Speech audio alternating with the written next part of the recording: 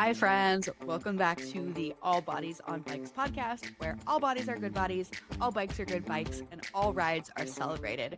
We have a very special episode for you today that was actually recorded live in Portland, Oregon on February 12th, where we had the world premiere of our brand new film. This film is called We Are Cyclists, the All Bodies on Bike story, and it was made by Shimano. So during today's podcast, you are going to hear 5 different voices, which I know is different than usually hearing me and Ellen. And so I wanted to come on and give you a little bit of context for who you are going to hear. Moderating the discussion is AC Cohen. AC was our Kansas City chapter leader, and he has recently moved out to Portland, Oregon, where he will be getting involved with the chapter out here. You also hear my voice. This is Marley, and Kailey Kornhauser, who is our co-founder and board president. We're the main voices that you hear, but you're also going to hear 2 other voices. You're going to hear Nick Legan and Robin Sansom. Nick is our brand manager at Shimano, and he gives some really cool insight into how Shimano operates as a company and why they chose to create this film about all bodies on bikes and support our organization. And then Robin, the last voice that you'll hear, is the director of the film. He runs a production company called Offsite Studios and was just a delight to work with in making this film, and he really brought the story to life. So I hope you enjoy this conversation. The film will be premiering on YouTube on March 18th. It will be on the Shimano YouTube channels, and we will have links all over our social media. Again, it is called We Are Cyclists, the All Bodies on Bike story, and I hope you enjoy. So, welcome to a live edition of the All Bodies on Bikes podcast, where all bodies are good bodies, all bikes are good bikes, and all rides are celebrated. Let's get into it.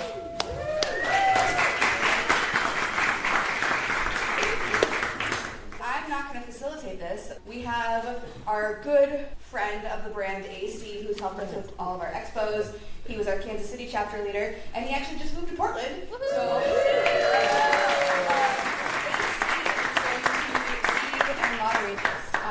I'm Marley Blonsky. This is my co-founder, Kailey Kornhauser, who is also our board president. We have Robin Sansom, who is the director of the film, and Nick Legan, who is our Shimano brand manager.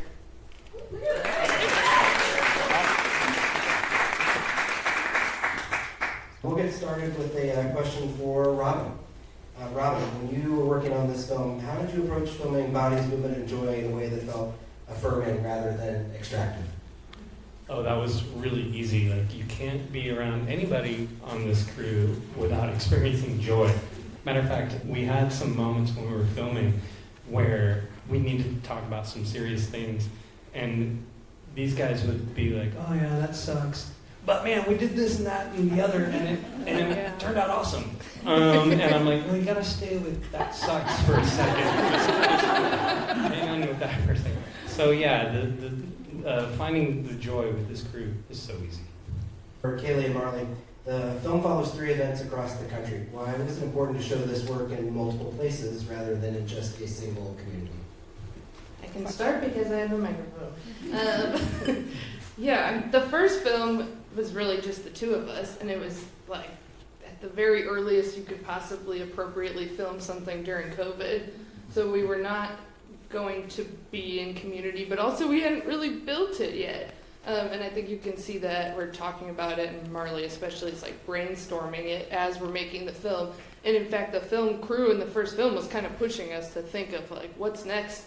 And you were already thinking what's next. And now we are truly a national, somewhat kind of an international organization with all volunteer run chapters, gravel team. Like, it is truly a grassroots volunteer organization, and there are probably 100 people closely affiliated and giving so much of their time. And so we wanted the second film to feature those people and continue to tell the story that we told in the first one. But I think the other part is cycling looks different in a lot of different places. I lived in Bentonville, Arkansas when this was filmed, and finding inclusive cycling groups there looks very different than Portland, where you can just get on a website and there's 20 rides a day some days where anybody can show up. So I think it was important to showcase that. It can be mountain biking, it can be city biking, it can be any kind of riding, and no type of riding is necessarily better than the other. Nick, you shared that you received some pushback internally at Shimano when you came to them with the idea. Someone in the audience wants to know what specifically were the reasons that folks gave you. Well, boy, that's a loaded one for me to answer. Thank you. A challenge in marketing. I'll be honest. I think I shared this with Marley and Kailey at the time. When I shared a visual with Japan, the initial response was laughter. And that didn't feel good to me. I'm in a smaller body by a lot of standards, but I struggle with body self-image. I struggle with that too. And I have a lot of people in my life who are in larger bodies. And so it didn't feel good. And I said, oh, hold on, can we pause here and really take a second look at this? And to be honest, I put it in kind of financial terms. And that is a great, it's always sound reasoning when you can make a financial case to do something. We're trying to sell bikes and bike products. So yeah, we got through, and the response now internally is really, really positive, which is really rewarding. So, 5 years on, we've made real gains there. You told me one time about the even influence how a trade show booth is laid out. Yeah, absolutely. We brought Marley and Kailey in, and we did an internal training with our marketing team. The biggest takeaway for that was that we create more space between displays in our expo booths. Which is really cool, and we make sure that the chairs are sound, so it's a comfortable space for someone to come and sit down. I think that unless you're in a larger body, it might not even occur to you that's a limiter or it's discouraging for people. And the whole point of our brand is to be encouraging and inclusive. So yeah, little things like that make a big difference, I think. Marley, you've worked with some brands, and Kailey, you have too, on adding sizes to size ranges, making hard goods a little bit more accommodating. Do you feel like you've made progress? Yes and no. It felt like when this first came out, it was 2021, and it was like the height of DEI and inclusion, and it was every brand wanted a part of it, and they wanted to, felt like genuinely serve people in all bodies. And my first apparel sponsor was Pearl Izumi, and I chose them because they had a couple things in the 3X, and when we had that conversation about being sponsored, it was, okay, yeah, we're gonna work on expanding our size availability. And then, business happens, they got sold and bought by a different company, and that project went out the window. And so I now work with other brands that do a wonderful job at size inclusion, but it feels like, especially in the plus size world, we have lost a lot of ground over the last couple years. And so, yes, as far as awareness, as far as products go, maybe not. I will say one win that we really had, and I think this is attributable to All Bodies on Bikes, is more and more brands are making the weight limits visible, especially with the direct-to-consumer e-bikes and cargo bikes. You can go on to Electric or Rad or Aventon or any of those, and they have the weight limit right there. And so we're trying to work with some of the more endemic brands to also get that to happen, but I think we've made good progress there. Okay, here's a softball. What are your first memories riding a bike? Okay, my first memory riding a bike, I was 4. We lived in the Chicago suburbs, not a very bike-friendly place, but my parents were like, we're going somewhere. So we rode 4 miles round trip when I was like 4 or 5 to a deli. We got a sandwich and came back. Are we all doing it? Okay. I actually learned to ride a motorcycle before a bike. Okay. So the whole pedaling was a little weird. But you had the balance. Balance was okay. My first memory was the training wheels off and getting pushed down the gentle hill in the yard, and then realizing I was headed straight for a tree and didn't know how to stop or turn. Oh no. So I just kind of rode up the tree and fell over, and it's all been downhill since then. I have this weird memory. We rode bikes all the time as kids, but I used to always turn it upside down and do the crank, and it was an ice cream machine in my brain. Yes, okay, I'm not the only one, but that's like seared in my brain. What does belonging actually look like at an All Bodies on Bikes event, and how could the new film attract new riders? I love this question. I realized a couple years ago that like my blessing and my curse, and I can walk into a place and see you feel awkward, you feel like you're in charge, whatever it is. And so I've been able to kind of bring that to All Bodies on Bikes and make sure that like we're engaging individually with each person that comes. We've trained our ride leaders that you say hi to everybody, you make them feel welcome, make sure everybody has questions, but also like autonomy is a big thing. So I always tell folks like Sunday, for example, we're gonna ride up to Forest Park, which is a big hill. And I always tell people, you're adults, you can choose your adventure. You know, you can walk, you can ride, you can do whatever you want. But I think meeting people where they're at and genuinely connecting with them. Instead of just like, hey, thanks for coming, but genuinely making those relationships and meeting folks where they're at. I'll just add that part of our chapter program in ride leadings, we're very explicit about some rules for inclusion. So I think it's like the social part where you get to a ride and you're welcomed, but we also we post our routes. We post the miles per hour we're going to be riding. We post the elevation we're going to be riding. We tell people if there's going to be a food stop. We tell people what it means to have a sweeper on the ride, that someone's going to be at the back. There's going to be a leader. You're never going to go in front of them. We're really clear about all of those things in our advertising, and I think that's pretty common here in Portland, but it is not common everywhere. And even when it is, people are usually posting something like party pace, which is sounds fun, but what the hell does that mean? So we're just we try to be explicit so people know what they're signing up for, and we have seen that has worked really well. We've had people come on rides for their first time in 25 years, people that haven't ridden in a group or even outside their neighborhood. We have kids come because their parents feel like they know what they're signing up for.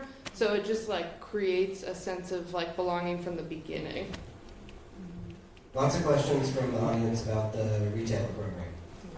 Maybe you can give us an overview of how that developed and where it's at.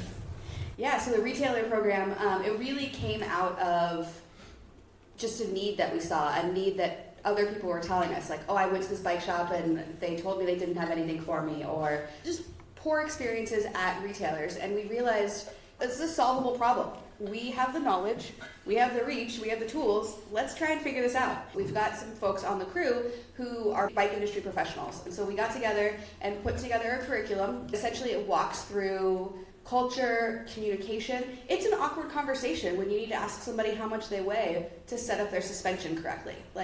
It's an awkward thing. And so we teach people the language, and then we practice scenarios. We did a pilot program in Bentonville. We had gotten a grant from the League of American Bicyclists, and we did a pilot program there, and it was really well received. We're going to DC in March for the National Bike Summit, and we're going to present it there. And then we're trying to figure out what rollout looks like. We are a nonprofit. We do have bills to pay, we have a salary to pay. And so we are trying to make that kind of a source of revenue. But the bike industry is in a really tough place right now. So when we started talking to shops about this and saying, what we thought was a fair price point, which was not exorbitant, bike shops just don't have the wiggle room right now.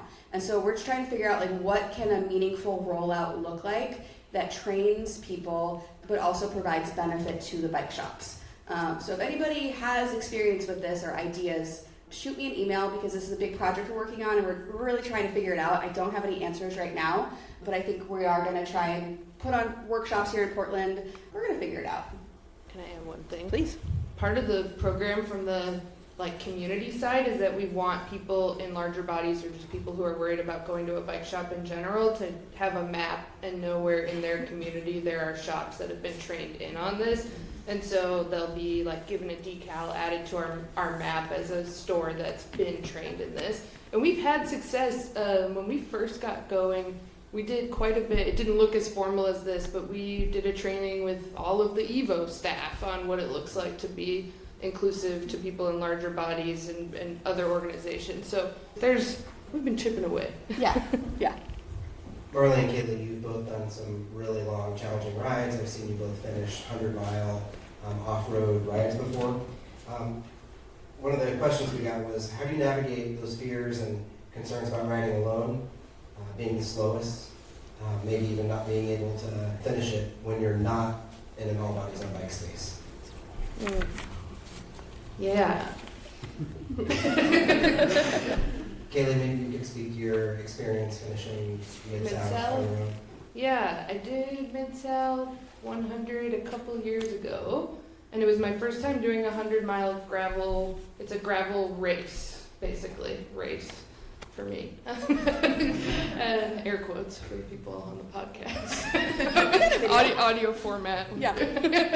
And to be honest, I'm nervous. You're nervous at the start. But it's supported in the way that, like, what's the worst that could happen? That's what I always ask myself, like, what's the worst that could happen? And from riding for a really long time and always being the slowest one, I'm not that worried about being slow anymore. That just comes with time. Now I don't care. Like, now I'm just having fun, and it takes longer, but it's a beautiful day, so I'm just out there longer. Yeah, and I just think to myself, okay, if the bike breaks, they got Jeeps to come get me. And I brought a bunch of edibles. Hand candy. And snacks. So, not a lot could go wrong. Yeah, thank you. That wasn't a good answer. That was a great answer. It was a true It's answer. a true answer. I mean, I'm not going to go there. I want to, but I'm not going to go there. I actually enjoy riding alone. I feel a weird pressure when I'm like riding with somebody else. And you like riding people, I like riding alone. But yeah, I think it's just having for folks who are scared to maybe be out there by yourselves, having a backup plan. So knowing that like maybe there's a bus that is on your route that you can bail to if you need to. Maybe you've got a friend or a significant other on call that you could drop a pin and they can come pick you up. But also knowing that you're strong. And cycling is like, as long as you keep eating snacks, you can keep going. And as long as your bike works. So just reminding yourself that like your ride doesn't have to look like everybody else's. And I always like to relish my speed. You know, I have a lot of friends who are in like the pro category. And I'm like, oh my God, did you guys see those donkeys at mile 13? And they're like, no, we didn't see any of that. But it's like, when you're going slow, you can stop, you can take pictures, you can enjoy the day. The film really centers joy. Why do we feel that joy is such a powerful and radical tool? Yeah, the world is trying really hard to steal our joy. And you said it in the film, it's not our concept. Joy is a radical act. No matter what they do, they can't take joy from us. And for a long time, fat people haven't been allowed to move their bodies because they want to and because it feels good and it's joyful. And yeah, I look at like the first film and I was just stepping into feeling joy for the first time in my own movement. And I feel like really far away from that now. Now I don't even think about like it's just a given that I should be able to have joy. And yeah, we're living in a time where the powers that be want to take joy away from the most oppressed people. And so we should have joy.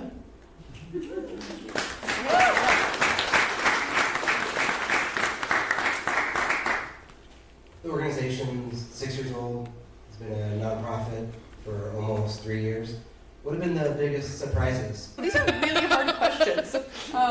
I think for me, it's been surprising how successful it's been. The way that it's resonated, especially among the cycling industry and the pros who have maybe never been in a bigger body a day in their lives, but they relate to kind of the universal thing that we're talking about.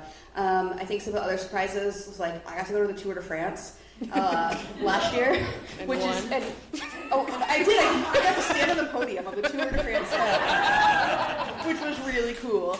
But people were on the side of the road, and I was wearing my All Bodies on Bikes jersey, and people like were cheering for me in French, and that was a big surprise, and I think really cool. Yeah, I think we say in the films, like, I mean, we're surprised by how many people are attracted to the message and mission. Although now that I see like the space, I'm like, oh yeah, why wouldn't people want to be part of this? Like, it's so fun. But I think I've been surprised by how many amazing people have given their volunteer time. Like, truly, you can't even see a tenth of it in this film, what people have done. And they truly have given so much of themselves. And some of them, like, maybe raise your hand if you're at all affiliated with All Bodies I on think they're all Bikes. in the. We They're all got, out yeah, there. they're all like volunteering right now. They're like continuing to do things. It's just, that has been so cool. And I've met the best people that way, so. I mean, honestly, I got a career out of it. I was doing corporate America before, and then when the film came out, Kaylee and I got our initial sponsorships from competitivecyclists.com. But we're fans of BikeTiresDirect.com now because They're all the same now. they're all the same. It's Everybody's the fine. same. Bike Tires Direct does contribute to All Bodies on Bikes, which is awesome. But anyway, we got this sponsorship, and I saw this like alternate vision of my future, and I was like, if I can bang together a couple more sponsorships, I can be free. And here we are. Like, I don't have a real job, but it's, well, I guess I'm executive director. I do have a real job. I'm also You off have the a job. job. I have many jobs, but I don't have to go sit at a desk and report to a boss. Like, Kaylee is my boss. Our board is the boss. Like, it's been just an incredible pivot in my life that I didn't see coming. Nick, have there been any surprises on the Shimano end? No. Okay. I knew it was We- all going to go like this. We did get to do Ragbri together a couple years ago, Yep. which I might be making a big assumption here, but I think for Shimano to embrace the type of riding that All Bodies on Bikes does, I think it's opened you guys up to potentially a lot of other folks that you wouldn't have seen before. You know, we were driving in the car here today and just talking about, you know, like when you're deeply embedded in the bike industry, all you see over and over again is like racing style bikes, carbon, performance, like how much faster can we make these athletes go? And when you're riding around Portland or you're in this community, that's not what you see at all. And so I think that we've kind of helped make the case that people in all styles and sizes deserve good product. I 100% agree. And actually, what's interesting is, this is so pitchy of me, but we have a new collection of product called Shimano Qs. I don't need to get into the details. The point, though, is that it was designed from the ground up. Historically, a lot of lower-end product or more affordable product has been trickled down. So it's like this is what the racers used to have a few years ago. And now the design concept is bottom up, or actually it's arguably not even bottom up, it's designed specifically for a given user type. And Qs, for example, is a great product because it's a high durability product for people in larger bodies. You might wear out brake pads or chains or cassettes faster, and we have solutions to that. And that's one of the cool things about working at Shimano. And I think that is one example. And absolutely, I mean, All Bodies on Bikes has helped open our eyes repeatedly, because we're also a supporter of All Bodies on Bikes. We sponsor Marley. She's one of our most important ambassadors here in the United States. And yeah, we've had a lot of fun at non-race events like Ragbri. If you don't know what Ragbri is, it's this crazy bike tour across the state of Iowa, a lot of cornfields. But it's a lot of fun too, and it's people of all shapes and sizes, all kinds of weird. I met a dude on a unicycle who's like riding across the country. Anyway, so we have had some surprises along the way, for sure. Kaylee, a question for you from the audience about the first film. We want to know if you ever got that tent pole put back together. I was generously gifted a new tent recently. Featured in the second film. I don't think we ever fixed. Oh, we did fix the pole. That tent, that's got a lot of problems, I think. Yeah. It's funny though, having seen that first film like hundreds of times now, it gets funnier every time. And I'm just like, oh my god, it's incredible. Robin, a quick one for you. Someone in the audience wants to know the logistics behind getting our logo and lights on that office building in New York City. Oh yeah, that was just hours and hours of Photoshop. It was worth it. You Call fooled for my extra mom. budget. I mean, yeah. I mean, Shimano, they offer really great support. The budget was and we got all those people to turn their office lights on just in the right sequence. No, Photoshop. I'm glad somebody maybe thought that could have happened in real life. Yeah. Okay, real quick though, like behind the scenes film thing that happened that was really funny. So we were all in New York City. There were 3 filmmakers with us, and they were like, "We're gonna rent e-bikes so we can ride the whole tour with you." And the tour of New York, the 5-borough tour, it's 40 miles long. It's very, very fun, but it's a long day. And these poor guys, you had like 3 gears. and the batteries died maybe halfway through the day. I think maybe 60% of the way. 60% of the way. And we're not fast, but if folks are familiar with New York, we went up the Verrazano Bridge, which is like an interstate grade bridge. These poor guys had like all their camera equipment, it had started pouring down rain, and these like 80-pound e-bikes. It was incredible. So kudos to you guys for making it happen. To be fair, my bike died at the top of the Verrazano Bridge, which was Convenient. awesome. The other two boys died at the bottom of the bridge. Those were not Shimano e-bikes. Just one more question. This will be for each of you to answer. Let's start with Nick. What impact do you hope the new film has on individuals, communities, and the bike industry? I hope it emboldens all of you to invite someone on a bike ride and to make it a good time. Clearly, we all have a lot of fun together. You all have been amazing. You're having, I think, fun tonight, if we can read the room a little bit. That's it. I mean, bikes, they're the most beautiful invention, and if we can make them fun, we can't lose. The film was a bit tough in the sense that the first film was really great. Like, they did a really great job, and they really told this emotional story. And we had an obligation to sort of tell, like, here's what's come out of that story, you know, and there's a lot of nuts and bolts to that.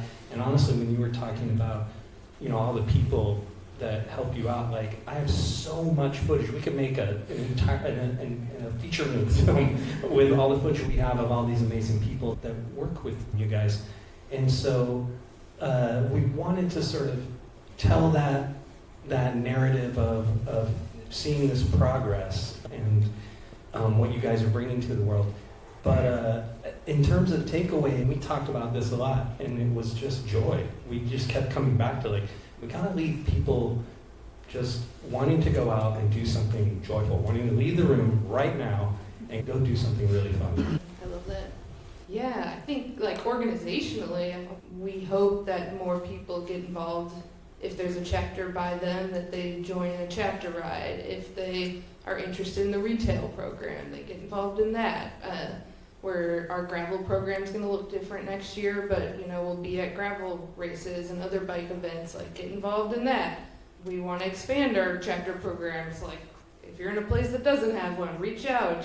So I think like that would be amazing. But I think what you said, Robin, is perfect. Like, we just keep coming back to, like, if bikes are what bring you joy, get on a bike. Otherwise, do whatever brings you joy. And hopefully this inspires people to do that. Yeah, I don't have a lot to add. I hope it brings a smile to people's faces.